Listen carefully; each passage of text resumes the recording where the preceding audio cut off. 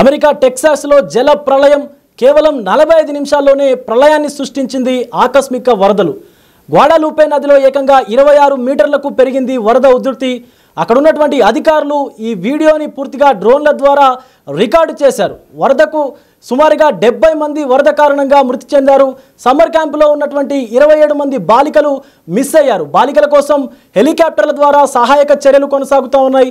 వరదతో భయాందోళనకు గురైనటువంటి ప్రజలు వారి ఇళ్ల నుంచి బయటకు రావాలనుకున్న వణికిపోతున్నటువంటి పరిస్థితి అయితే కనిపిస్తూ ఉంది. మనం విజువల్స్లో చూస్తూ ఉన్నాము. మొత్తం రోడ్లన్నీ కూడా పూర్తిగా చెరువులను తలపిస్తూ ఉన్నాయి. ఒకేసారి సునామీ వచ్చిందా అన్నట్టుగా కూడా టెక్సాస్లోని రోడ్లన్నీ కూడా జలమయమైపోయినటువంటి పరిస్థితి కనిపిస్తూ ఉంది. ఒక్కసారిగా వరదలు రావడంతో టెక్సాస్ రాష్ట్రం అంతా కూడా భారీ వర్షాలతో ఉధృతమైనటువంటి వరదలతో అల్లకల్లోలంగా మారిపోయింది. ఇప్పటికే 50 మందికి పైగా కూడా మృతి చెందగా సుమారుగా అధికారుల లెక్కల ప్రకారం 70 మందిగా మృతి చెందినట్టుగా కూడా తెలుస్తూ ఉంది. మరో 10ల సంఖ్యలో కూడా ప్రజలు గల్లంతయ్యారు. ఈ ఘటనను ఇటీవల కాలంలో చోటు చేసుకున్నటువంటి టెక్సాస్లో అమెరికాలో చోటు చేసుకున్నటువంటి ఘటనలో అత్యంత తీవ్రమైన ప్రకృతి విపత్తుల్లో ఒకటిగా అక్కడ ఉన్నటువంటి వాతావరణ శాఖ అధికారులు కూడా పేర్కొంటా ఉన్నారు. ఇప్పటికే మరణించిన వారిలో 20 మందికి పైగా చిన్నారులే ఉండడం అందరినీ కూడా కలిచి వేస్తున్నటువంటి పరిస్థితి కనిపిస్తూ ఉంది.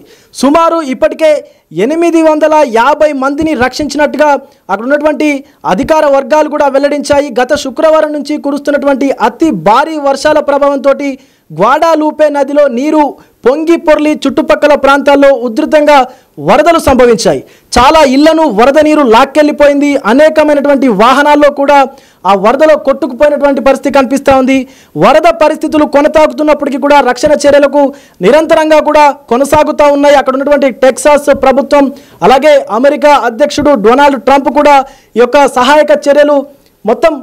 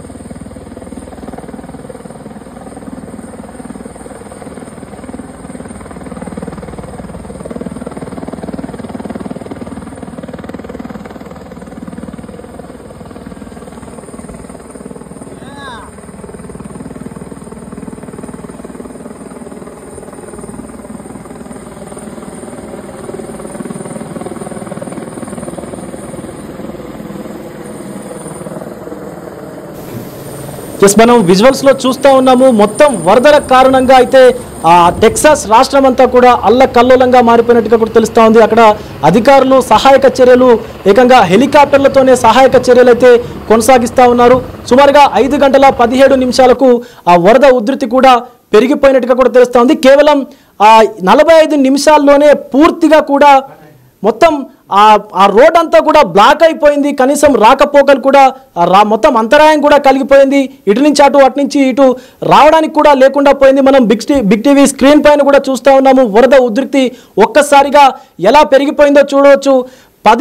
కేవలం మనకు 45 నిమిషాల్లోనే ఈ వరద ఉధృతి ఇలా పెరిగిపోవడం అనేది ఎవరు కూడా ఊహించలేకపోయినట్టుగా కూడా తెలుస్తూ ఉంది. అక్కడ కేవలం 5 గంటల 13 నిమిషాలకు స్టార్ట్ అయినటువంటి వరద ఉధృతి 45 నిమిషాల్లోనే అసలు మొత్తం రోడ్డునంతా కూడా ముంచేసినట్టుగా తెలుస్తోంది. అప్పటి వరకు ప్రశాంతంగా ఉన్నటువంటి నది ఒక్కసారిగా ఉధృతంగా ప్రవహించడం చూసినటువంటి అక్కడ ఉన్నటువంటి చుట్టుపక్కల జనాలు కూడా దూరంగా వెళ్ళిపోయినట్టుగా తెలుస్తూ ఉంది. దాంట్లో మనం చూడొచ్చు వరదలో పెద్ద పెద్ద చెట్లు సైతం కొట్టుకుపోతా ఉన్నాయి. ఈవెన్ మనం ఆ రోడ్ రోడ్ అంతా కూడా బ్లాక్ అయిపోయింది. ఎస్, మనం చూడొచ్చు విజువల్స్ బిగ్ టీవీ స్క్రీన్ పైన చూస్తూ ఉన్నాము.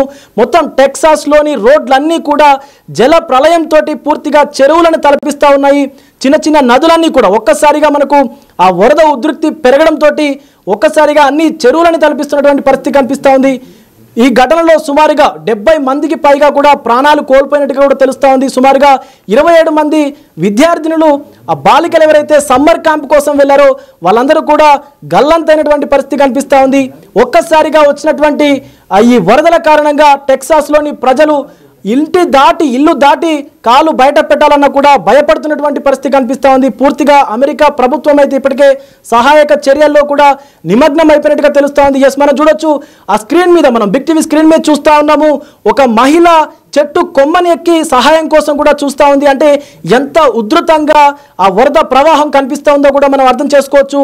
ఇప్పటికే ప్రళయాన్ని సృష్టించింది వరద మొత్తం కూడా. టెక్సాస్ రాష్ట్రం అంతటా కూడా ఏదైతే ఆ నదీ పరివాహక ప్రాంతాల్లో ఉన్నటువంటి గ్వాడాలూపే నదీ పరివాహక ప్రాంతాల్లో ఉన్నటువంటి పూర్తిగా ప్రజలందరూ కూడా ఇప్పటికే సహాయక శిబిరాలకైతే తరలించబడ్డారు. సుమారుగా 26 మీటర్ల వరకు కూడా ఎత్తుకు ఈ యొక్క వరద ఎగిసి పడ్డట్టుగా కూడా అక్కడ ఉన్నటువంటి అధికారిక వర్గాలైతే పేర్కొంటా ఉన్నాయి. ఒక్కసారిగా పెరిగినటువంటి ఆ వరదతోని కొన్ని వందల మంది ఆ నిరాశ్రయులైపోయినటువంటి పరిస్థితి కనిపిస్తూ ఉంది. గ్వాడాలూపే ఆ నది తీరం వెంబటి ఉన్నటువంటి ప్రజలందరూ కూడా వెంటనే అటు ఆ రీహాబిలిటేషన్ సెంటర్కి కూడా తరలించబడ్డారు. వందల మంది, సుమారుగా 800కు పైగా కూడా అక్కడి నుంచి తరలించబడ్డారు.